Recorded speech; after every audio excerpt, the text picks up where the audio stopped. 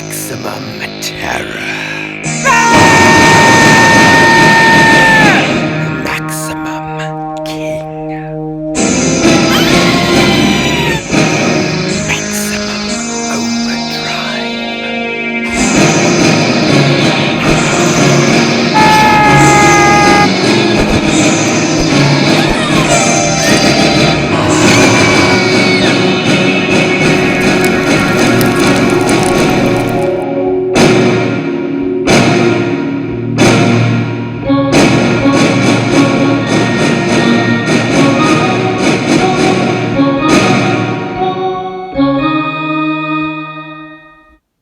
Hello, I am Playroom Hippo. You may have seen me appear on the Very Nice channel before, but that is irrelevant. And I would like to welcome you to the behind-the-scenes making of documentary for Maximum Overdrive The Musical, hosted by me, Playroom Hippo. Today we will be interviewing the creator of Maximum Overdrive The Musical, seeing how the music was made, seeing some inspiration, and much more. A lot of this is individual blogs of myself as the days go by of me on set and examining the set and all of what is happening and what is to come. So please, sit back and enjoy the making of Maximum Overdrive The Musical.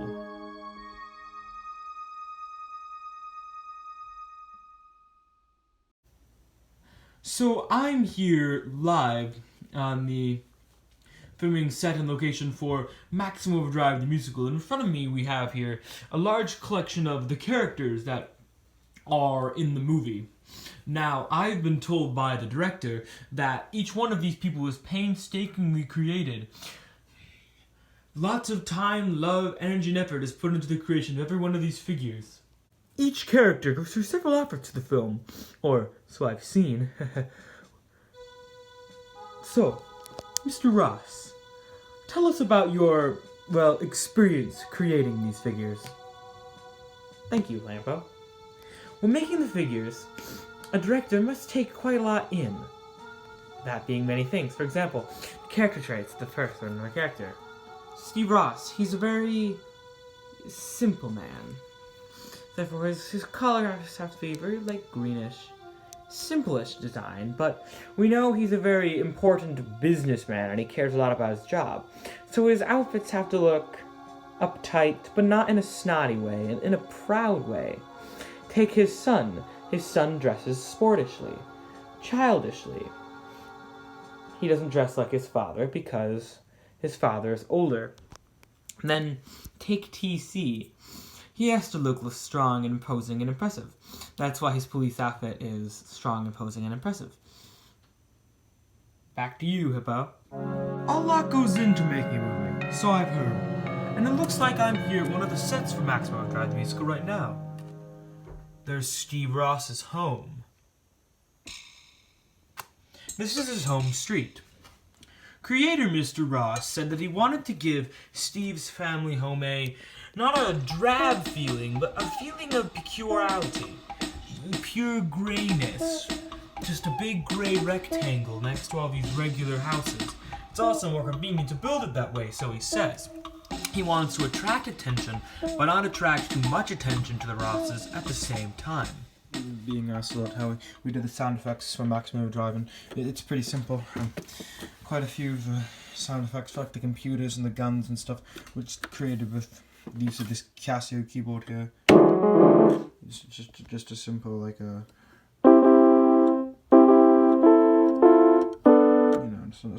keyboard,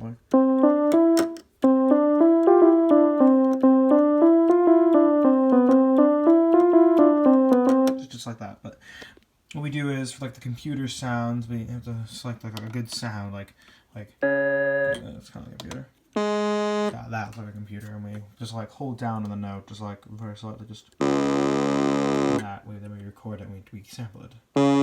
It sounds like a good computer sound, like a Dalek sound. But one of the big sound effects we had to make was for the Mechadolic gun.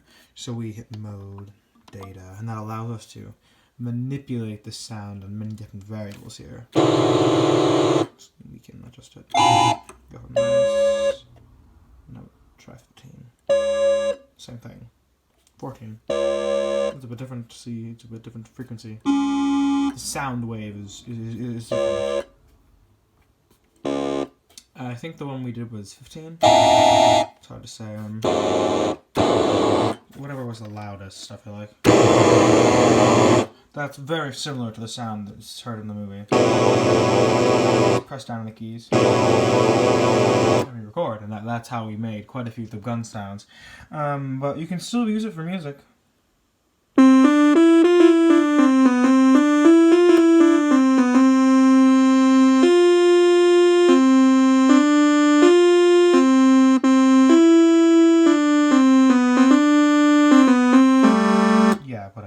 We can still use music, and that's how we made quite a few of the gun sounds, as well as the computer sounds for the Daleks. And we even did the Dalek ship with this thing, too. I'm here after a long day of filming on the set for Maximum Overdrive The Musical. Tell me, Mr. Ross, how do you feel? Tired? I'm here what looks to be the shopping center in which Reverend Lawrence is outside of when his wife gets killed. It looks like Mr. Ross has pretty much taken down the rest of the set except for that. Very shortly, he's going to set up a small scene in which he will take promotional images of the characters. We'll see me then. We're back. Looks like we got that publicity photo all set up and ready for filming. Well, you know what I mean. We're going to be taking pictures of this. Main characters. Well, mainly the main characters. Meanwhile, over here, let's take a look at the Happy Toys truck.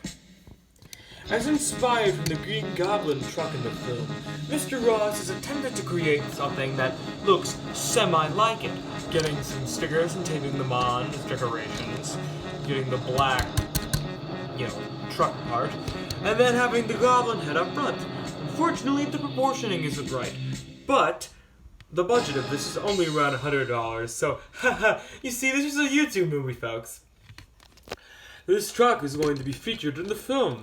In fact, it is featured in the film. It took quite a long time to complete. I think it's kind of scary. Huh! So, I have here with me another one of the helpful creators of Maximum Overdrive The Musical. This man here, he helped to bring about some important changes to the script and a couple additions. His name is Garrick Ross. Hello.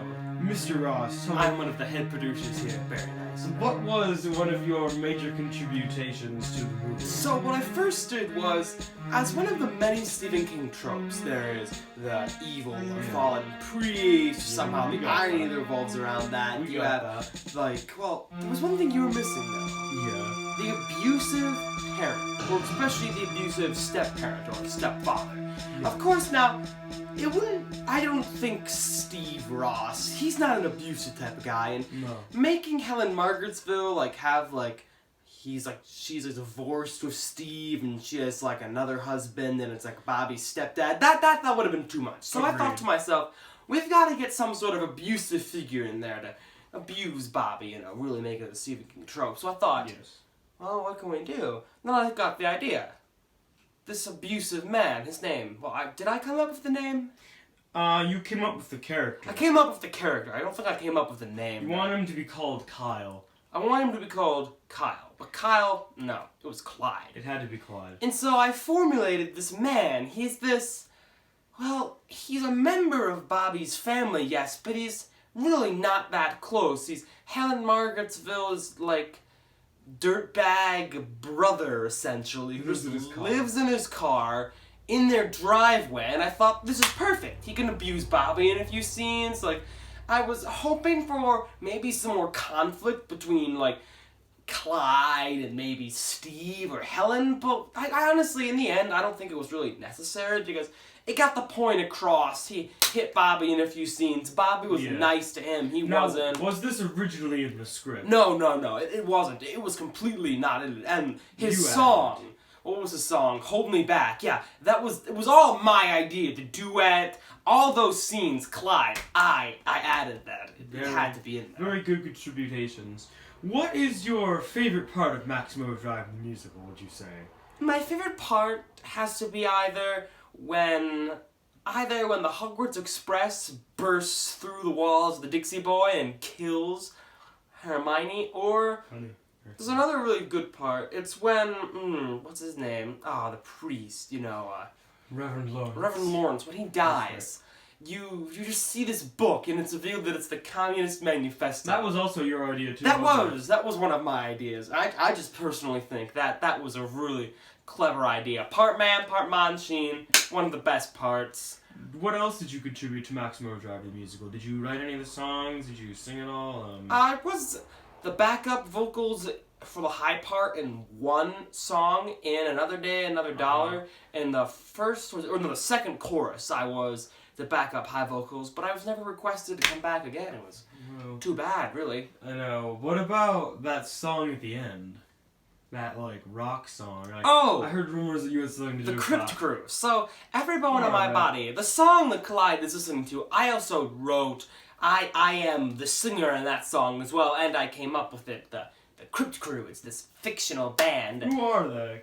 Well, it's this bird. He's this red blonde bird.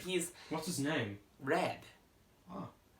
Red. He's not necessarily angry at the world, but he wants to express himself. And through his music is the best way. And maybe they'll make an appearance on the channel more, who knows. But their first song, Your Bone in My Body, is a single from their new album that was released early for the movie. And so Clyde's listening to it. It plays at the end credits. I do provide some vocals in Come All Ye Fair and Tender Ladies during the credits. I provide some of the vocals in that. But besides that, I could have been used for more singing. I personally think I was they kind of left me out, and they lost some potential. I see. Well, thank you for coming in and letting us interview you. It's truly meant a lot to us. No, of course. Thank you for having me, Playroom Hippo.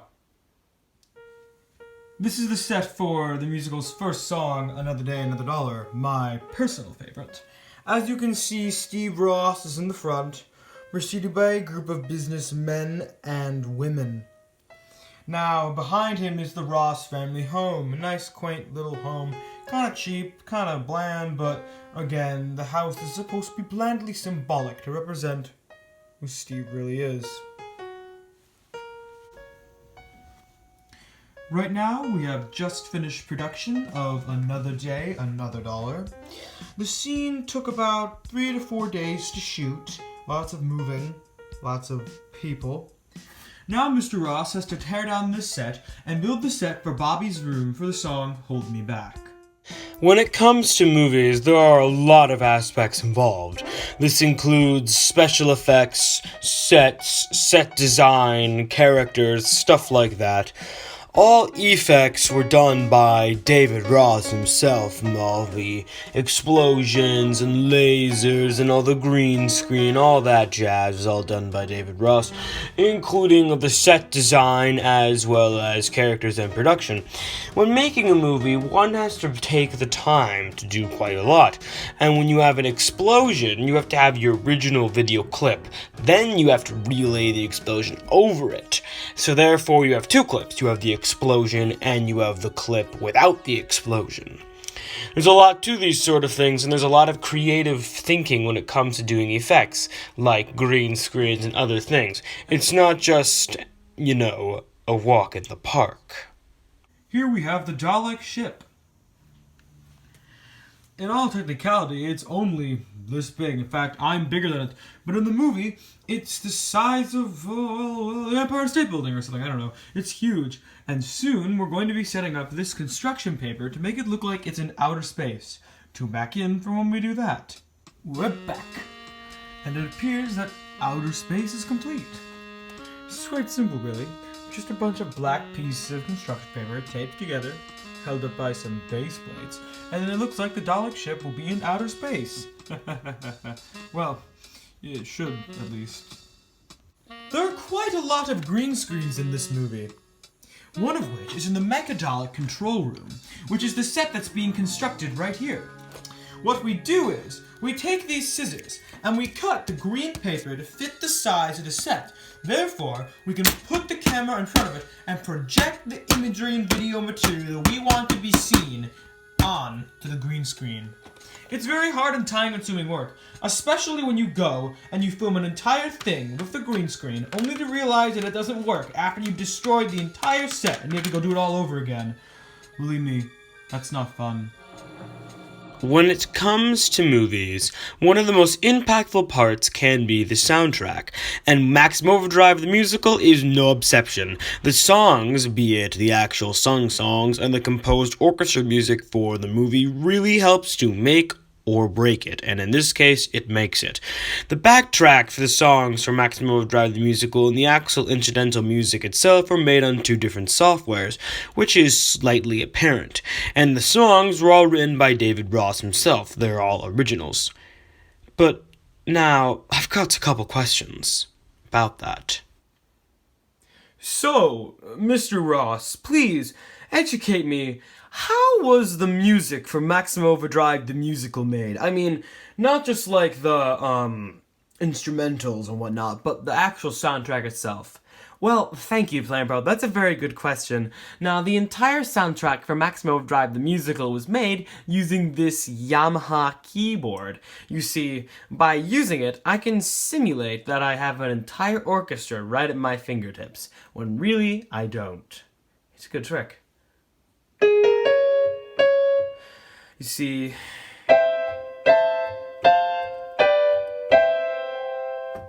using a keyboard like this allows me to have plenty of different instruments like piano, harpsichord for the Monaco themes. Everything I played myself using this. We have some calves. It didn't really appear too much though in that soundtrack. We use quite a few of these because there's so much. There's over like 400 options on these things. It's really quite hard. What I do is I record it myself playing these things, and then I'll use the software and I'll put them all together, and then all the tracks will play at once. And there are many different themes in this. The main theme. Let me find a good instrument. No. May as well do. The main theme for Maximum Overdrive the Musical I didn't actually come up with myself. My good friend Owen Charles originally derived this musical piece, and I kind of stole it. It's just very basic. It's just...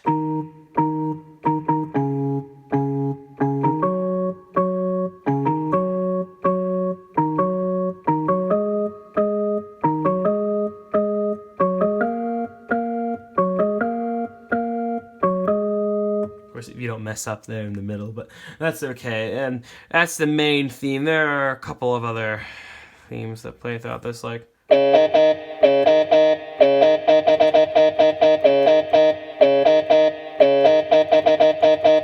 That's another really reoccurring one.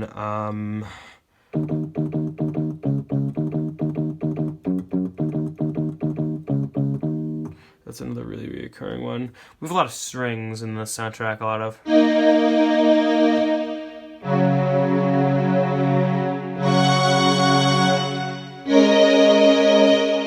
just like random chords, like during the dramatic moments, just like basic stuff, really. C chord, A, F, E, C. Basic stuff like that. Nothing too hard. Those are like the main Maximum Overdrive themes.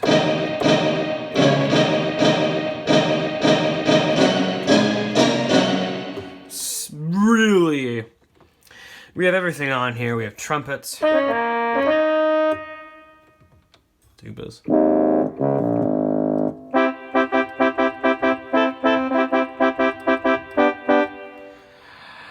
Anything you could really hope for to be in your music.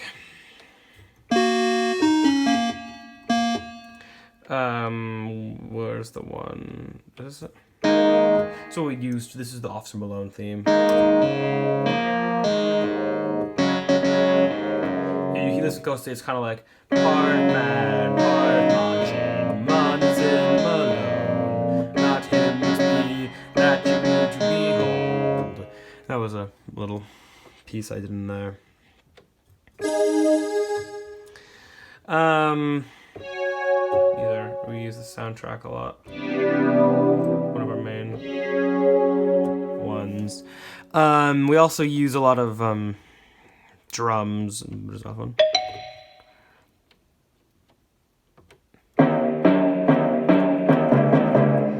We use a lot of drums. We use a lot of these kits. A lot of that.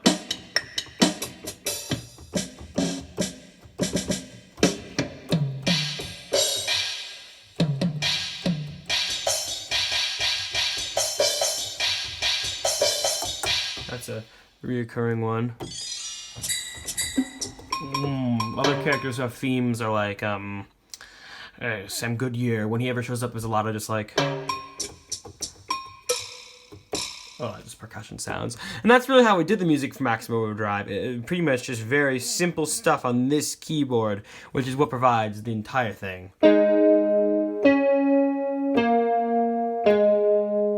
Wow. I wish I knew how to do that. Well, it's not hard. It's pretty simple. It's just...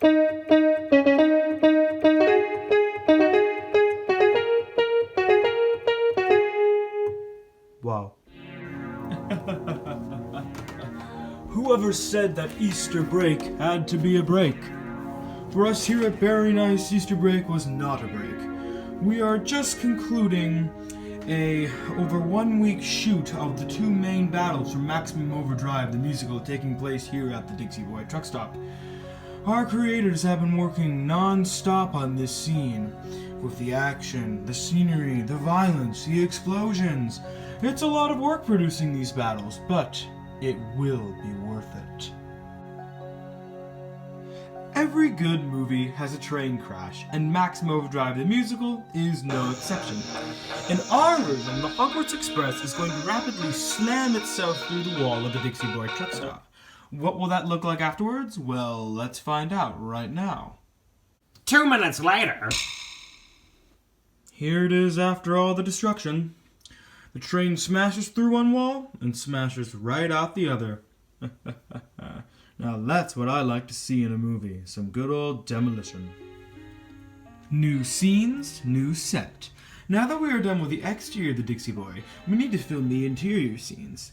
They take place here at this pretty big open area. We have a place for sleeping, a lounge, an eatery. Of course, this brings many more complications to the table. For example, between every single scene, each person has to be in a different position than they were in the last. So between every little scene, we have to move all of the people around so it makes it look like they're not just sitting in the same place, because that would be cheap. Here I am on one of the last sets for Maximum Overdrive The Musical. Are we done? No. But are we almost done? Yes. This is the Southside Police Station set. Pretty basic, pretty cool. I also have with me here the only non-Lego member of the cast, Dalek Drone. He is portraying the role of the Mecha Dalek. Dalek Drone, do you have any words you'd like to tell the audience? I hate this movie, I hate you, and I hate everyone. Well, that's one Dalek's opinion. Who's next? Hi there! Did you like Maximum Overdrive The Musical? Of course you did! Then we'd love it if you subscribe to this YouTube channel. All you have to do is hit the subscribe button. If you subscribe to us, we'll subscribe back to you. If you can, there'll be more products like it coming soon. Thanks! Back to the thing! And just like that, ladies and gentlemen, we're on to what is scheduled to be the last day of filming for Maximum Overdrive The Musical. I'm here at the set for the city.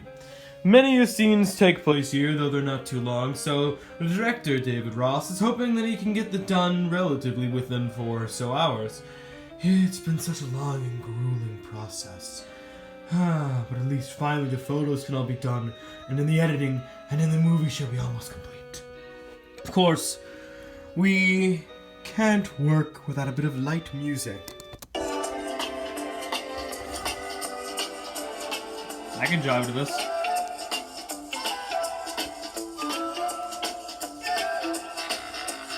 Forget what I said before. Whatever I said before was wrong. This is the last set. This is the last piece of filming we have to do for Maximum Overdrive. It's so close. We're almost done. Let's get this in the ground. That's it, it's over, it's all over. The final shoot for Maximum Overdrive The Musical is complete with the last scene being done and filmed. It's over, after so many months, after so many weeks, after such long work, at long last, the filming process is done. Now all that's left is editing. We'll be back in a second or so once all this is cleaned up. Guess what? We were wrong. That wasn't the last scene. This is the last scene.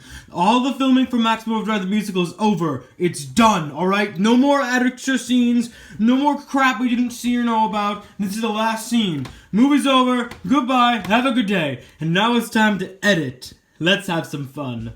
So here we have the creator of Maximum Overdrive, David Ross. He is the sole producer, director, writer, well, besides the help he received from the other person. But anyhow, he is the man behind the masterpiece. So tell me, where did the inspiration first come from for Maximum Overdrive the Musical? Well, that's a long story. Well, please tell us. I didn't actually come up with the idea. You didn't?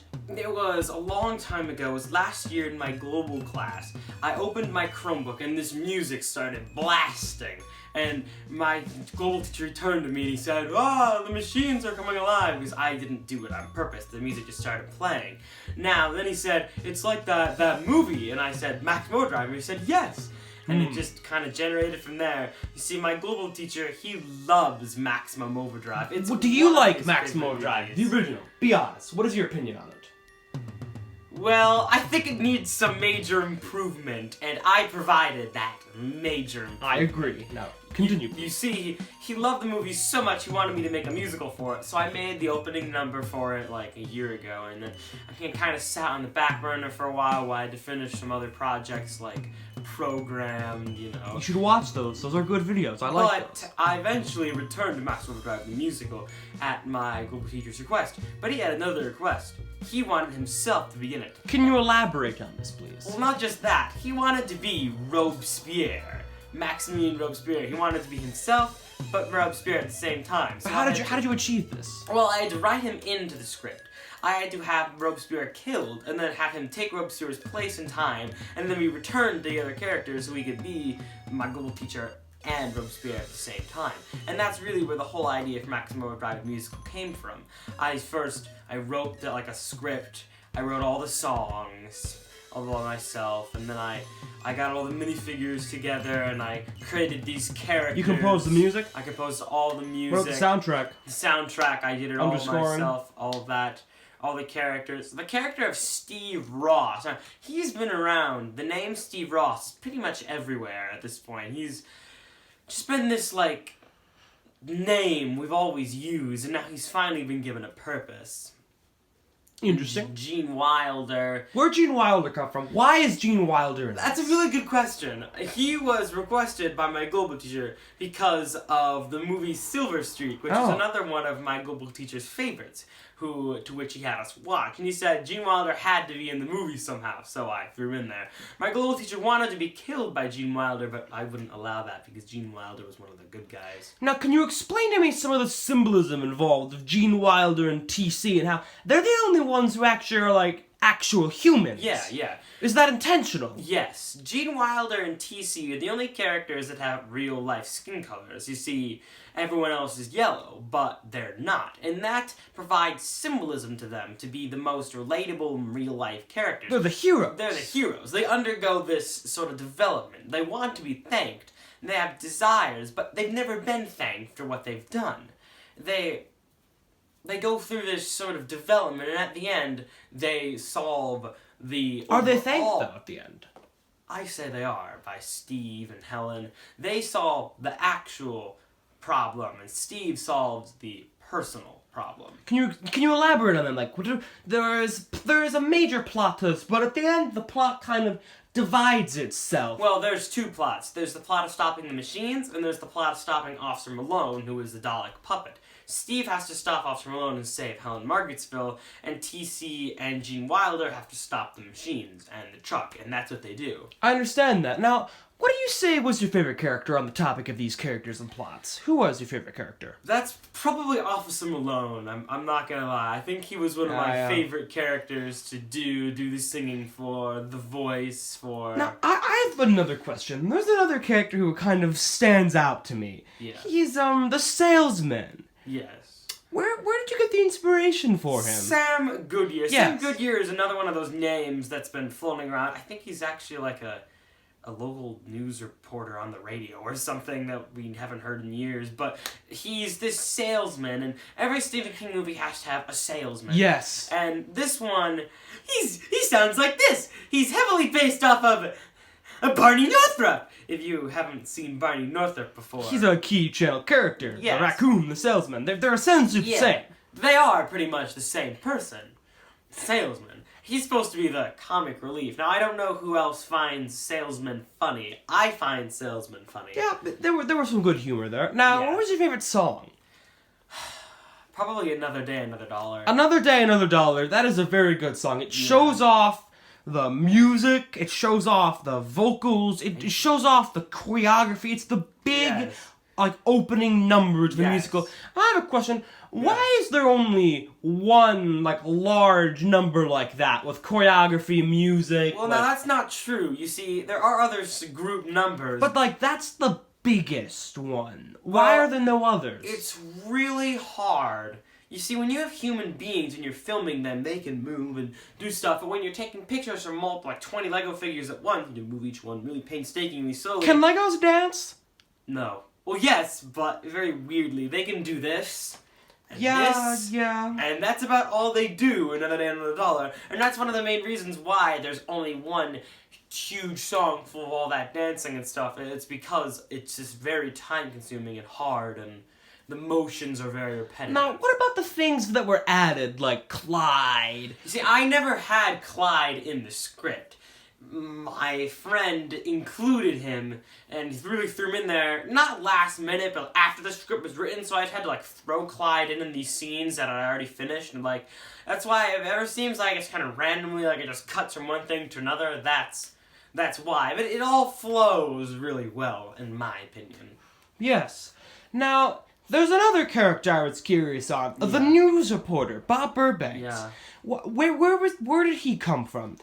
You see, Bob Burbank is another character we didn't really come up with, just like Steve Ross and Sam Goodyear and Gene Wilder and Jamie Monaco, and TC. Most of these people all get influence from real life people. Or I can tell. existing people somewhere. And Bob Burbanks is just that. Bob Burbanks is this news reporter from these old skateboard VHS tapes, and he's like, "Oh, I'm Bob Burbanks," and he's just like he is in the old videos as he is in the movie. He has his hair and this suit, and he's a news reporter, and I had to throw him in there somehow. We always have to have our news reporter character. Yes. Now, I have one last question for you. What made you choose the Daleks as the main villain? Because obviously the Daleks are not the villain of the actual Maximum Overdrive. No. What made you choose them to be the villains? Well, in Maximum Overdrive, it just says that there are these aliens that make the machines come to life, and I couldn't just have it be these aliens. No, I understand. I had to have it be some known aliens, and of course, I'm going to have it be some known aliens. I'm going to have it be the Daleks. Yes. So I have to have Dalek Supreme be our main antagonist, because we have to have this Dalek Supreme. He always has to be in there somewhere. It has to be his plan and his ideas, and that's really why I included the Daleks, just to... because we have to have these aliens. Yeah, It has to be there. I understand. Is there anything else you want to talk about? I think that's really all I have to say, unless you have any other comments, questions, concerns, anything else? What do you plan on doing next, now that you've finished Maximum Overdrive? Well, now that What's I've next? finished Maximum, definitely never another movie like this. This Yes, was I agree. time-consuming, It and was. Other videos and Burn Ice haven't come out in a while because of it, but probably the next is shaping up to be a Wonderful Holiday is the next thing on my schedule. It's the next big video that I'll be making, but I'll be taking a break from the stop motion videos until then. Alright. Well, thank you for having me, and I just want to say thank you for Maximum Overdrive. It is truly a beautiful masterpiece, and thank you for having me to host course. this behind the scenes. Of course. Thank you. And with that, I would like to conclude this behind-the-scenes documentary featurette. It has truly been an honor to watch the production of Maximum Overdrive, see it be created, watch it be born in front of my very eyes, and then watch it grow. It has truly been an honor. and I would like to firmly thank David Ross for allowing me to do it. It is such a great film. I would also like to thank the viewer for watching Maximum Overdrive and for watching this. Please subscribe to the Baron Knights YouTube channel. We'll subscribe back to you. If you enjoyed this, you should watch our other videos, and if you haven't seen Maximum Overdrive yet, I suggest you go watch it. That's all I have today. That's all I have to say. Thank you guys. Thank you to everyone. And thank you, Mr. Ross. Thank you.